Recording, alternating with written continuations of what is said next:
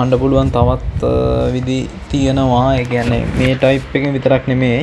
මේවා නිකන් බෙදෙන බව පෙන්නනනේ. ඊළාට නිකන් ප්‍රකාශනයක් දීලා ඒ ප්‍රකාශනයේ ඇත්තද නැද්ද කියලා බලන්න පුළුවන්. මේවා ශ්‍රේණි පාඩම. එහෙම නැත්නම් සීරීස් සීක්වෙන්සස් and සීරීස් පාර්ට් එක කියලා කියද්දි හදාගත්තු ශ්‍රේණිය ඇත්තටම. හරිද? ශ්‍රේණි සඳහා ශ්‍රේණි වල ඓක්‍ය සඳහා හදාගත්තු ප්‍රකාශන ඇත්තටම. හරි. සිග්මා r සමාන 1 ඉඳලා n දක්වා r සමානයි භාග්‍යවතාවක් n n ධන එක ලෙස ලිවිය හැකියි. හරි. එතකොට මේ ප්‍රකාශනය ඇත්තද නැද්ද කියලා බලන්න කියලා කියනවා. හරි. අපිට පුළුවන් මේකේ n සමාන 1 විට සත්‍යද නැද්ද කියලා බලතේ. ඒ කියන්නේ පළමු එක පදයක ඓක්‍ය සිග්මා r සමාන 1 ඉඳලා 1 දක්වා r. හරිනේ. බලන්නකෝ. එතකොට 1යිනේ ඉතින් උත්තරේ. r උනට 1 දාන්න තියෙන්නේ. දැන් 2 දැම්මොත් එහෙම n සමානයි 2 දැම්මොත් එහෙම සිග්මා r සමානයි 1 ඉඳලා 2 දක්වා r කියලා ගත්තොත් එහෙම 1 ධන 2. එතකොට 3යි කියලා එන්නේ. හරි. අපිට ඕනකෝ දෙකටම චෙක් කරලා බලන්න පුළුවන් හරිද වැරදිද කියලා. එකකට චෙක් කරපුවම ඇති. මේකට චෙක් කරලා බලනකොට දැන් n සමාන 1ටනේ. එතකොට මේ LHS පැත්ත තමයි කන්සිඩර් කරලා තියෙන්නේ. RHS පැත්ත බලමුකෝ. RHS පැත්ත ගණිත කොහොමද? භාග්‍යවතාවක් 1 වතාවක් 1 ධන 1. උත්තරේ කීයද? උත්තරේ එනවනේ මෙතන 2යි මෙතන 2කට කැපුණා 1යි කියලා. හරි මෙතනත් 1යි මෙතනත් 1යි. දෙන්නගේ උත්තර දෙක හරි. ඊට පස්සේ මෙතන RHS එක ගමුකෝ. මෙතන RHS ගද්දි කොහමද? 2 වෙද්දිනේ. භාග්‍යවතාවක් 2 වතාවක් 2 ධන 1. මේ දෙකට 2 කැපුණා 2 1 3යිනේ. හරිනේ බලන්න මෙතන 3යි මෙතන 3යිනේ.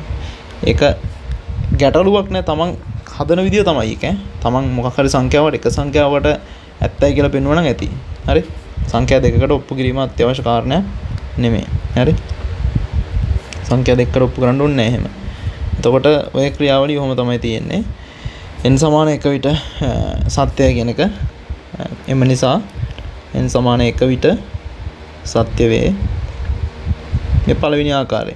මේ දෙවෙනි ආකාරයේ පළවෙනි ගාන. හරි. ඊට අපි බලමු n සමානයි p විට සත්‍ය බව උපකල්පනය කරමු අපි. සත්‍ය බව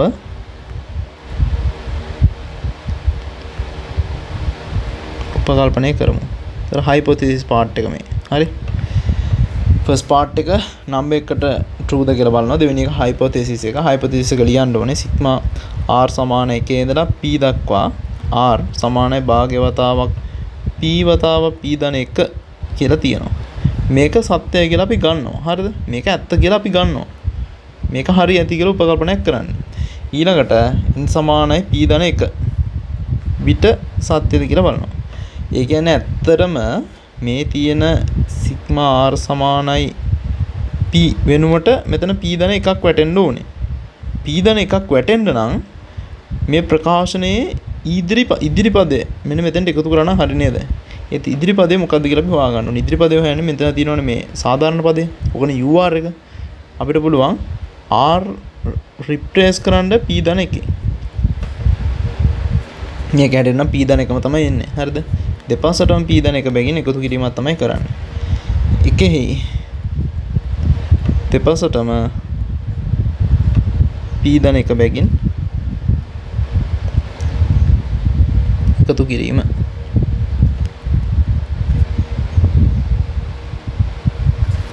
එතකොට සිග්මා r සමාන 1 ඉඳලා p දක්වා r වතාව එතන p ධන 1.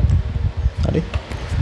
සමානයි භාග්‍යවතාවක් p ධන 1 මෙතනත් p ධන 1.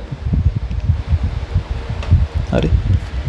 දැන් මෙතනදී මේ තියෙන ඉදිරි පදය සිග්මා r සමාන 1 ඉඳලා p ධන 1 දක්වා r. මේ එළියට p ධනයක් එළියට අරගෙන ගත්තාම මොකද මෙතන ඉතුරුනේ? p බෙදීම 2 ධන 1. හරි. පොදු හරයට ගත්තොත් දෙකක් කියන එක අපි ඉස්සරට ගත හැකි භාග්‍ය විදියට p ධන 1යි p ධන 2යි. මේ තියෙන්නේ සිග්මා r සමාන 1 ඉඳලා p ධන 1 දක්වා r. හරි. මේ උත්තරේ හරිද වැරදිද? හරිද වැරදිද කියලා බලන්න පුළුවන්. අපිට දුන්න ගාණ තියෙනවනේ. ගානේ මෙන්න මේ ප්‍රකාශනය ගානේ ප්‍රකාශනය n රිප්ලේස් කරන්න p ධන 1 මතින්. බලන්න භාග්‍යවතාවක් p ධන 1යි. අතනදිත් n වලට p ධන 1 දාපන් p ධන 1 ධන 1.